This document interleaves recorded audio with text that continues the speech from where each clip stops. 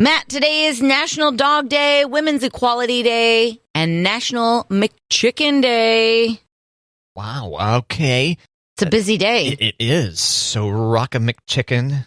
One for you if you're a fellow, and one for a woman, and vice versa, right? Wouldn't you want to buy a chicken sandwich for the dude if we're going to be equal here? Right. I was just going to say, start paying your women employees as much as you pay the men employees. That's how you could celebrate Women Equality Day, right? I suppose. Yeah. Yeah, if we could fix that today, if we could fix income inequality today, that'd be ideal, especially in time for the weekend. Let's do it. Yeah. It all starts with Matt and Kate. That's like always. Like always. McChicken Day. So specifically, McChicken, is this the McDonald's come up with this day? I would think so. I would think so, too. McChicken Day. I haven't had a McChicken in forever. And then Dog Day. I feel like there's multiple dog days each. Every day is Dog Day if you're a dog owner, right, Kate? Every day is Dog Day at our house. Yeah, no, even the days when the dog used to, take dumps on the floor and eat it. Oh, yeah. Aww. Yep. Because, I've got a short-term attention span. So after she does the deed and I get so mad, fast forward like 20 minutes, I'm like, oh, he's a good girl. That's more of short-term memory issues, right? Yeah. But the dog is pretty cute, so she helps me forget. Kate, I just sent you a tweet from WAF, Worlds of Fun. Yes? It says, look what we found. And the emoji, the covering mouth emoji. What is that? Do you know what that is? Is it a grave? No. The first answer should be a tunnel. But it does look like a tomb of sorts. And it is about to be like Halloween themed at Worlds of Fun, right? What they always do, a spooktacular kind of deal there. Here's where we hit all the people who gave us trouble about getting rid of the Zambezi Zinger. So you didn't think it was actually a grave? No. It's got to be a tunnel, but don't you think they look what we found? Like, oh, we forgot we put this here. Right. Yeah, so the tunnel, that's a good guess. So what we're looking at here is, yes, a tunnel that has been unearthed. I didn't realize that they buried the tunnel from the Zambezi Zinger. And didn't build anything on top of it. That's kind of mind-blowing. Is that Zambezi Zinger, though? It is. Yeah, they followed it up in the Twitter thread later on. That's the old Zambezi Zinger tunnel. Okay, doesn't that just sound or look a little lazy? Hey, we got rid of a ride, and instead of removing everything, we just threw some dirt on it and called it good. It is a graveyard. It's the grave of the Zambezi Zinger. There you go. Where he buried the roller coaster. And then it's going to be resurrected for next season. Woo! Oh my gosh. Worlds of Fun, come on. What, you're just disappointed in their laziness? Yes. Is what you're saying? Yes. You think this was lazy? It's concrete. Yes. That would have been tough to dig out, Easier just to let's just throw some dirt on it. Call it good, guys. Call it good. You say throw some dirt on there as if they just took a shovel and went, okay, that's enough, Call it good. Gave it 1 tablespoon of dirt, but I think they did some digging to get this thing up. I wonder if they're going to send the new Zambezi Zinger through this orifice. Hey, you never know. We might need this tunnel again. Let's just throw some dirt on it. Exactly. X marks the spot. We know where it was. Well, this will be in your face, Kate, if they end up using this as the tunnel for the new Zambezi Zinger. But I'm thinking that's unlikely. That's probably not what they're going to do. I hope not. Why? Why? Yeah. What? That does not look very big. It doesn't, no, but they didn't put anything for scale next to there. They should have put a 30-pack of stones or something there. A 30-pack of stones. That's always good for scale. Yeah.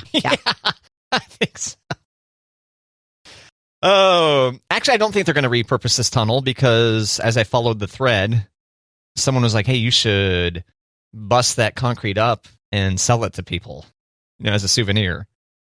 And WAF was all, hey, you think we should do this? Would you buy some? Like the wall in Germany?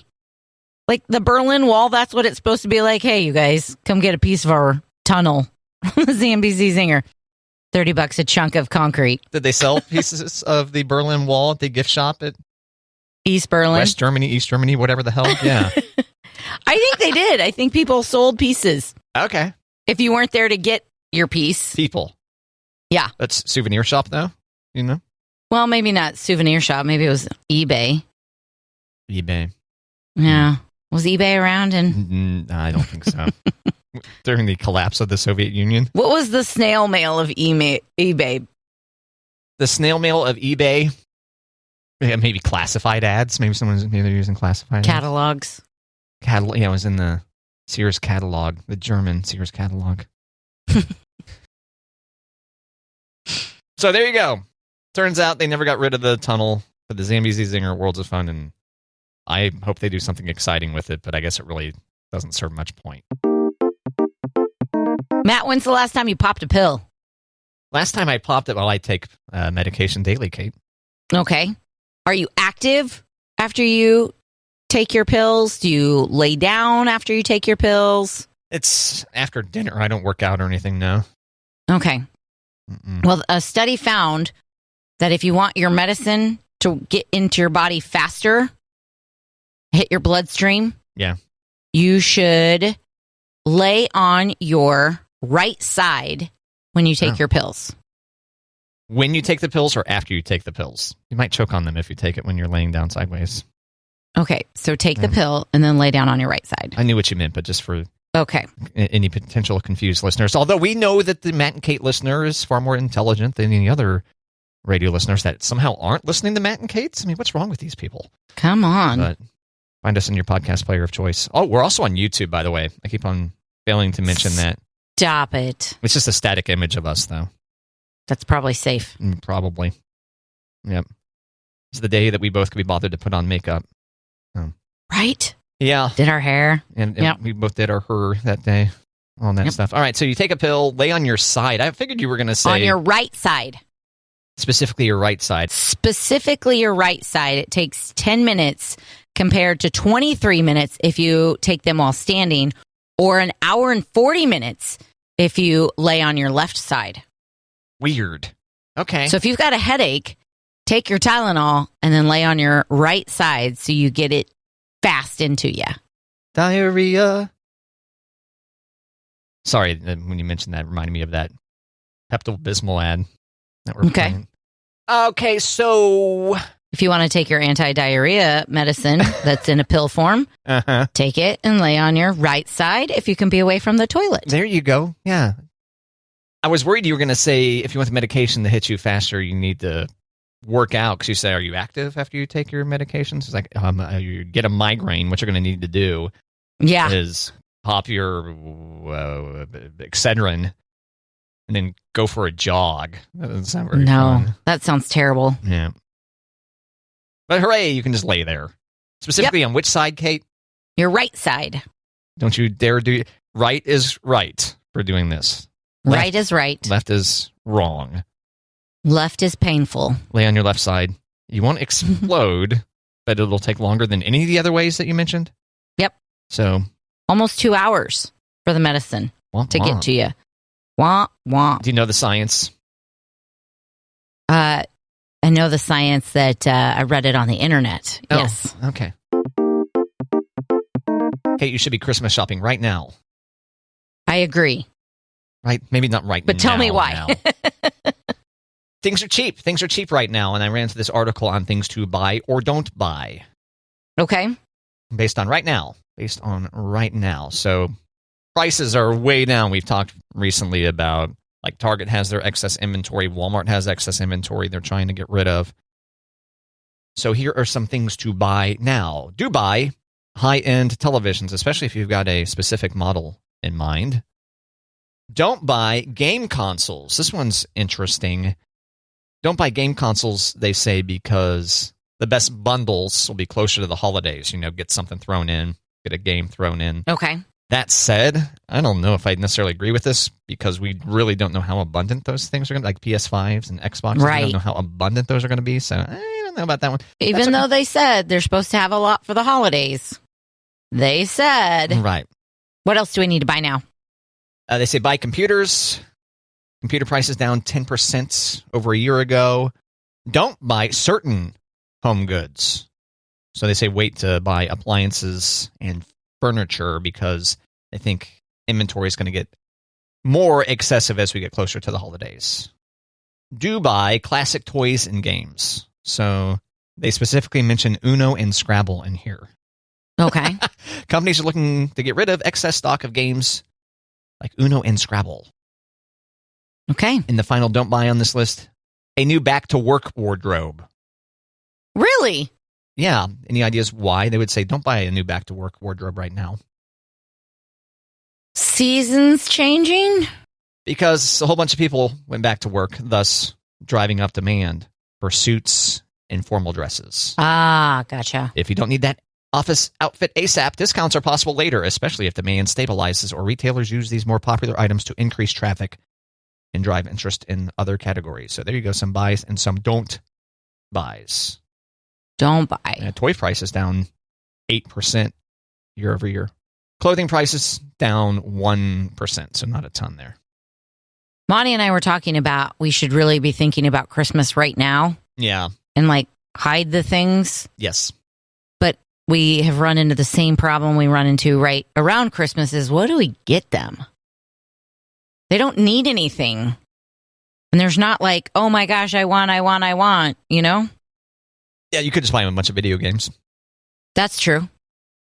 But last year we tried to do more experience stuff.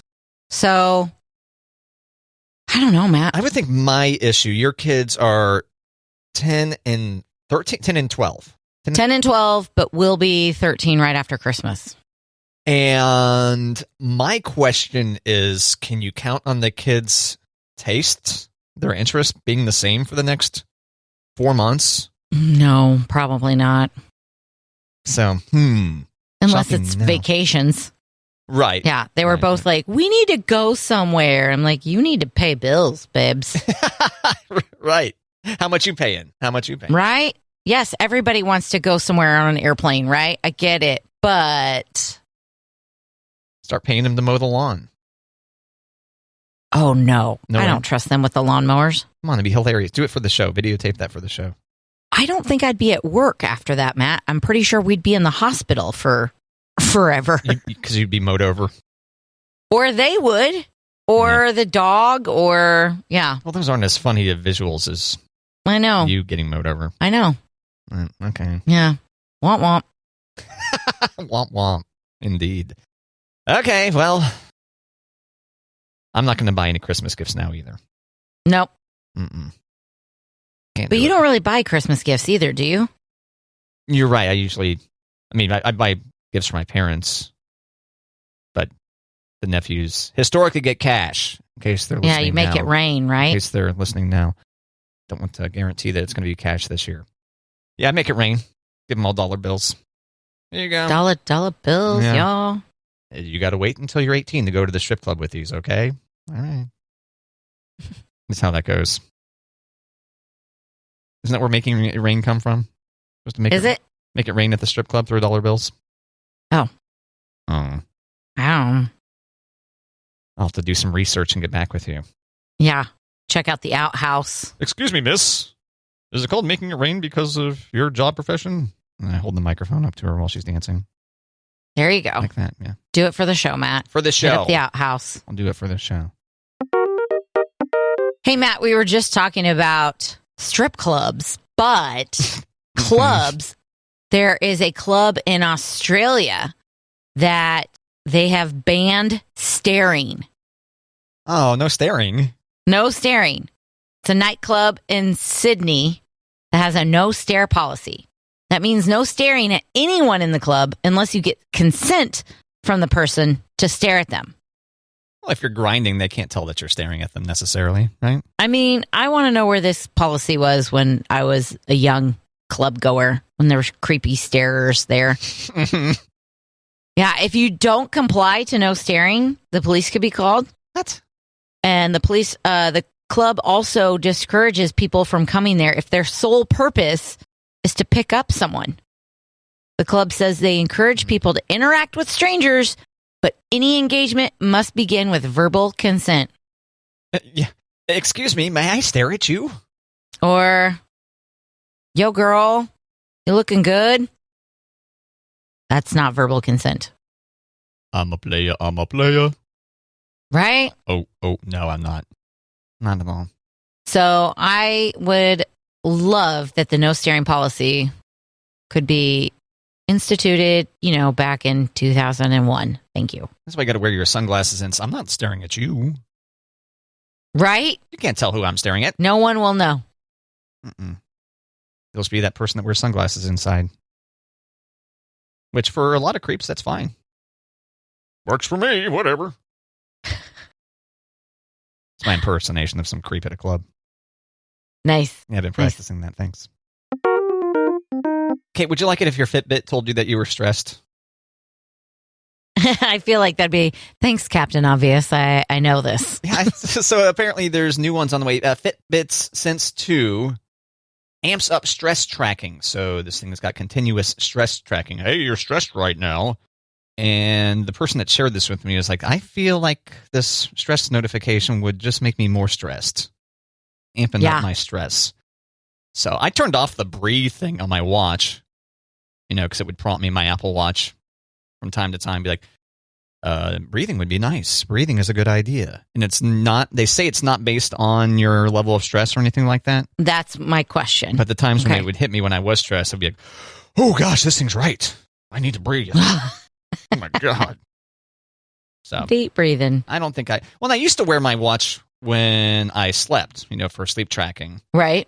Which was insightful and interesting. But then, I felt like I was getting into my own head a little bit on that too.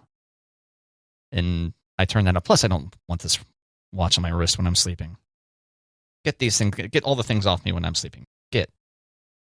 I do sometimes look at my wrist if I feel like my heart's beating pretty fast. I'm like, well, let's just check out what my heart does. But I have a really, really low heart rate.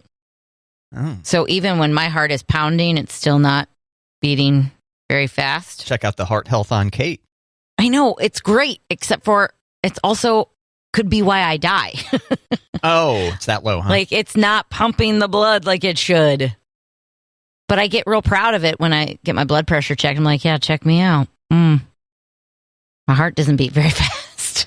I thought blood pressure and heart rate are different, though, aren't they? Isn't it, though? Isn't it how, aren't they related to how fast your heart can pump the blood to get the pressure? I don't know. Okay. I just know mine are, way low. Both of them. They may be related. I don't know. Yeah. But, you can easily check your heart rate, but if you want to do blood pressure, you got to, get the thing or, the sleeve, and it gives you a little hug, and then it... Right. Yeah. Yeah, you can do it at the pharmacy, right? Yeah. Mm-hmm. Have everybody watch you while they're waiting for their scripts, and you're just sitting there like, don't mind me, guys. Yeah. Just getting a little arm hug. Yeah. I don't care about my blood pressure. I love the pain. How I feel alive. All right, so there you go. Track your health with a thing or don't. It's up to you. I find it helpful. But more than anything, I just like getting notifications on my wrist. Someone texts me, I can look at it and be like, okay, I can ignore that. That kind of stuff. Yeah. That's my main jam with it. Whatever. You been following this Olivia Wilde got served with papers story at all? Yeah. So if you're not familiar, Olivia Wilde and Jason Sudeikis have apparently not had the best of breakups. Right. I haven't heard too much. It's not like they've been talking trash in the media too much, except for what she says in this particular story. So what happened, she was on stage. This was for her movie, Don't Worry, Darling. Right? She was doing a talk about that. And some woman approached her and just puts this envelope in front of her, leaves. Olivia Wilde keeps on doing her presentation and wasn't really thrown by it in the moment. But after the fact, she says, well, it was my workplace. In any other workplace, it would be seen as an attack. It was really upsetting. It shouldn't have been able to happen. There was a huge breach in security, which is really scary. the hurdles that you had to jump through to get into that room with several badges, plus special COVID tests that had to be taken days in advance, which gave you wristbands that were necessary to gain access to the event. This was something that required forethought. Because she was served papers. They were custody papers. Right, custody from papers. Jason Sudeikis. Right. Who Jason said he had no control over when it was delivered, no say-so and how it was delivered. Right, no prior knowledge is a quote here as well. Would never condone her being served in such an inappropriate manner. And then she said, to try to sabotage that was really vicious, but I had the job to do. I'm not easily distracted. But, sadly, it was not something that was entirely surprising to me. I mean, there's a reason I left that relationship. And so I think that's the first trash talk I've heard from this breakup. I think you're right. I think the media has done most of the trash talking, but I don't think Jason or Olivia has done much trash talking. Until this was an interview with Variety, I believe. Yeah. Right. So isn't that bizarre? So you're serving papers to her. Like when you get served papers, they typically are trying to get you, right? Trying to catch you. Well, catch you off guard. Yeah. Right. But that is bizarre, especially this woman who they haven't been able to identify after the fact. They don't know who this person was, but they knew that she passed multiple steps to get in there, and then, oh, there you go, you're served. But not in the fun dancing kind of way. No. Mm-mm. Nope, not in the top that.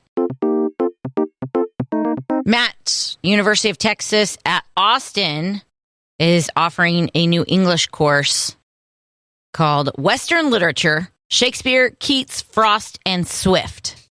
Okay. But they're not talking about Jonathan Swift. They're talking about Taylor Swift. Yes. The class is called Taylor Swift Songbook. Okay. Oh, so it's the class is called Taylor Swift Songbook. I thought you said it was a different name and named off a bunch of people. They're going to study the greats of Western literature: Shakespeare, Keats, Frost, and Swift. Taylor Swift. But the name of the class is the Taylor Swift Songbook. So she gets lead billing on it. Interesting.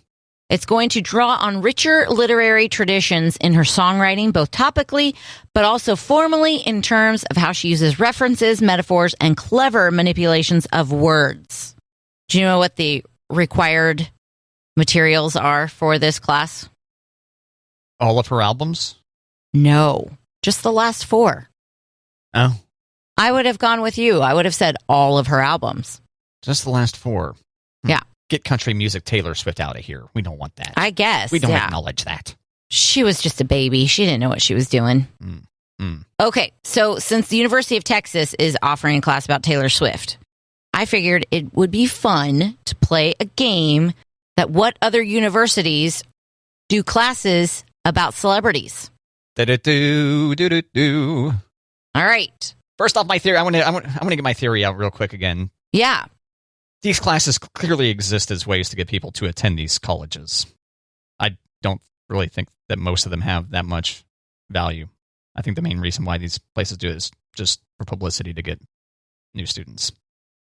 You think one class is the marketing there? Maybe. I don't know. Okay.